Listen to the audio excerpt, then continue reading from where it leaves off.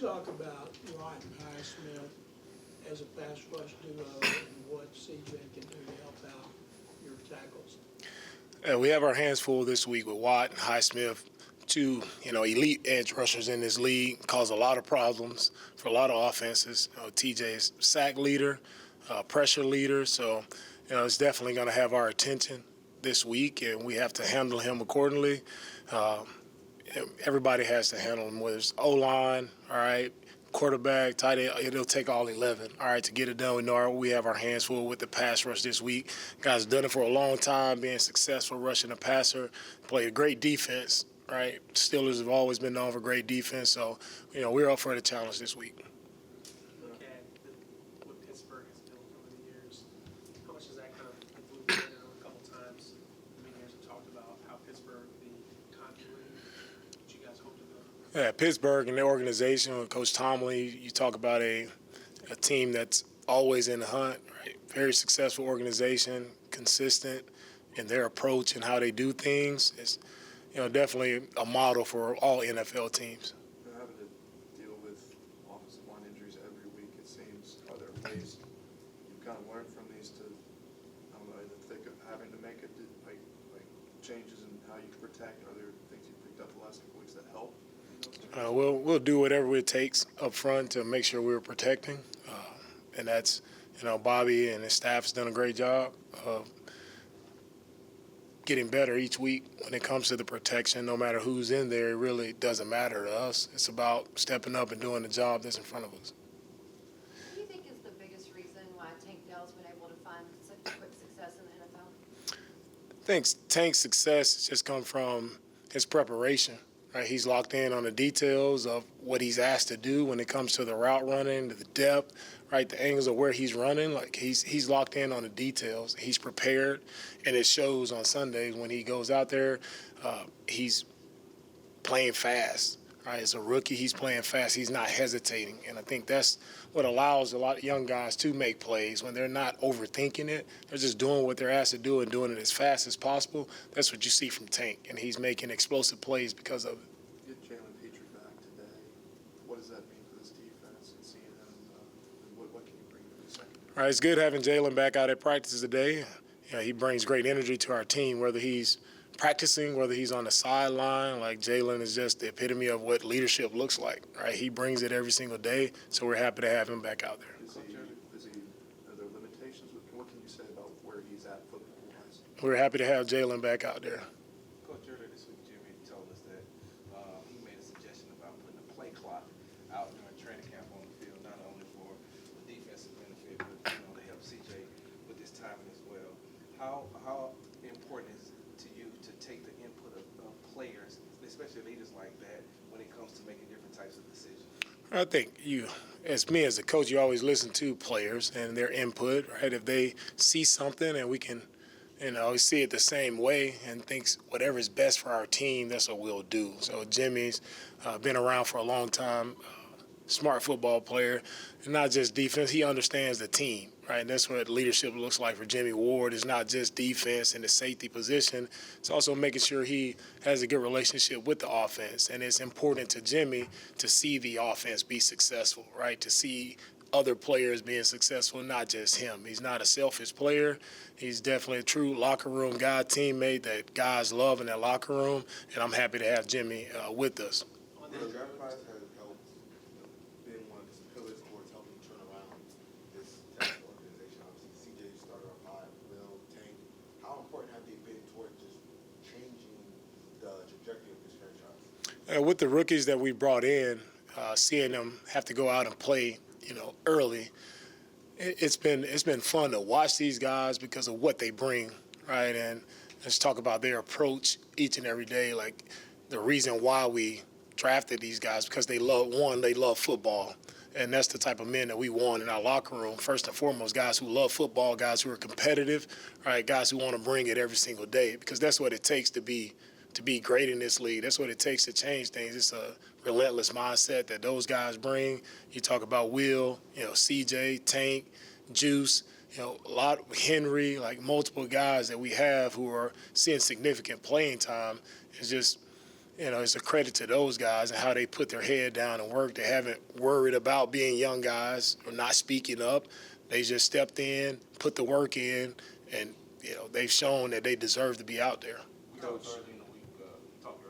About what black people, Blue Cash gave you guys on Sunday, but just the linebacker group as a whole.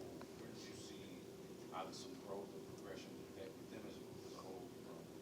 Yeah, the linebackers are growing. They're young players.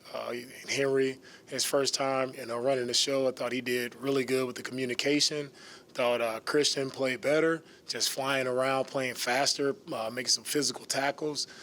Then Blake stepping in there and making some big-time plays, attacking the football. So collectively as a group, thought that was their best outing versus Jacksonville. Just looking for them to continue to improve as the season goes along, right? It's a new defense for a lot of guys, new techniques that they're learning, and they have to bank a lot of reps, so it takes time. But I'm excited to see their growth and improvement. Coach, can you talk about some of the things that you're emphasizing with the linebackers this week against the Steelers? I think over their first 3 games, they've increased their play action. I think they ran nearly a third of the time this last week against the Raiders. Can you talk about the challenges that you face against an offense like that? Yeah, for us at the linebacker spot, when it comes to this offense, it's going to start with the run game. Right? And we have to stop the run. They have big physical offensive line. They want to lean on you. They want to control the game. So we have to be ready to get off of blocks and make plays. Strong tackles, really good backs. Both backs are really good backs, strong backs. They run the ball hard. So that's where our challenge will come in and making sure we're swarming, we're tackling how we need to tackle, right, to stop the run game. DeMeco, when you look at the way you guys have played the secondary so far this year, how prepared do you feel for any challenge, including this one with George Pickens? Yeah, Pickens is a big-time playmaker. You turn on the tape, he pops off the tape, right? Big-time, explosive playmaker. So, we have our challenges there. But, credit to him and the plays that he's made, the quarterback, putting the ball out there. They've taken a couple shots, and they've connected on a lot of them, and his speed after the catch and just his home run ability is definitely a problem for us, and we know we'll have eyes on him. Coach, I know you don't want to talk a ton about injuries because you want to protect the team, but just what can you tell us about Laramie's progression when you see him out there, just as far as how is he progressing in terms of getting performance? Yeah, with Laramie, we'll see where he is as we go throughout the week. We'll see where he is towards the end of the week. Got time for 3 or 4 more. Coach Tomlin has been in this league a very long time, has been very successful. Is he someone that you also looked at as far as the blueprint is concerned when you were getting into coaching, as far as one who may have made an impression on you? Yes, Coach Tomlin has definitely made an impression on me, an impact on me from when I first sat down with him when I was a player. He was the defensive coordinator with the Minnesota Vikings. It's just just his knowledge of the game and his advice to me as a young rookie coming into the league. And then just watching him from afar, you talk about a head coach who has success every year, probably not a losing season. That's what you want to emulate, right? And how he goes about it, right? They play a tough brand of football, physical football, defensive head coach, right? So it's definitely a guy I look up to, and always you see his success and how his players rave about him. And I think that's what sticks out the most, and that's the type of coach that I want to be, where a man who truly cares about the players, right? Not just as players, but as men. And that's where Coach Tomlin sticks out to me the most, and I have the utmost respect for him. With J.J. Watt coming into town this week, and just thinking about leaders in this franchise, and I remember you were talking about who would be picked at number 2. You didn't want that person to feel like they had to carry the weight of the entire city and franchise and that. And Stroud's kind of talked like he wants to take on some of that accountability and feel that responsibility. Did you feel that yourself as a player through this? And whenever you feel like you're kind of an image bearer of the team and the city, how do you manage those things, and where do you see that now? And for me, as a player, I don't think it's too much weight to try to put that on yourself, to try to carry, a franchise. You don't do it by yourself. You don't go out and play by yourself. And so I always remind guys of that, right? Whatever success you have in this league is truly because of those other 10 guys that are around you. It's not about one person. And you talk about, a lot of people throw out the term franchise player, or you're not a franchise player unless you have some other good players around you, right? It's never about one person, and that's the mentality that I want for our team. CJ has done a great job of leading. Will has done a great job of leading. I think we're stronger, right, with a ton of guys with that type of mindset. It's not just about one person. All right, we'll close with Cody, DJ, and John.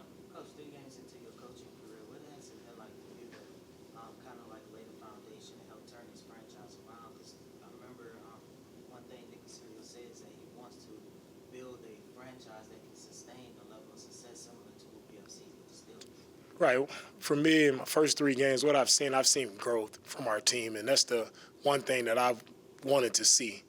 Right, from our first game to the third game, I've seen growth, I've seen improvement, and that's what you ask for as a coach, right? You're not gonna come out of the gate and it's all gonna be right, but are you dedicated to the process of getting it right?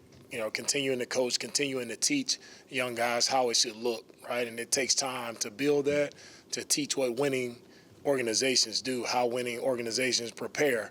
That's what it takes, and that's just over time, but I'm happy with the growth that I've seen in these first 3 weeks, and I would just like to see more of that as we continue to progress through the season. Obviously, CJ and Will, they're drafted pretty high, so the expectation was for them to produce pretty early, and they have Tank, on the other hand, was drafted in the 3rd round, and has been able to get into the start line and make plays. Has he exceeded you all's expectation based on where he was drafted? Tank has not exceeded any expectations. Tank is the same player you saw in the U of H film.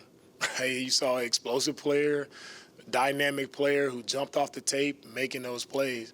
And I don't think any players, like when you draft them, is, who cares where you're drafted. It's about what you do when you get drafted, right? And what's your mindset when you get drafted, and that's what Tank has shown, right? Will, CJ, they've shown it, right? It really doesn't matter. Henry, doesn't matter where you drafted. You're undrafted.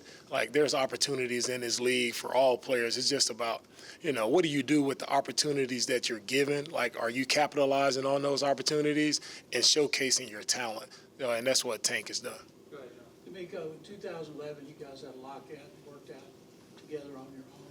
What were the first impressions you had of Dwight when you saw him, watched him, maybe talked to him, I don't know. But what were those first impressions? First impressions of JJ, I didn't know who JJ was to start. I knew we drafted this guy from Wisconsin. I didn't know who he was. I hadn't seen him play, right? But then we get on the practice field, and to watch this guy practice, it was unreal to see, how hard he went at practice, to see him make some wild plays, whether it's, swimming a guard and making a play on an outside zone to the sideline, seeing him run, seeing the athleticism that really jumped off the tape to me, and just seeing, again, J.J. Watt is a guy who is truly dedicated to being great, and you saw that from the first moment that he stepped, on the field. It meant a lot to him. He loved football, and he showed it every day of practice, and it's shown in all the games that he's played, and it's shown throughout his career, and that's why, he's going into the Ring of Honor, because he's a special player and a special human being. Thank you, Coach. All right, thank you. Thank you.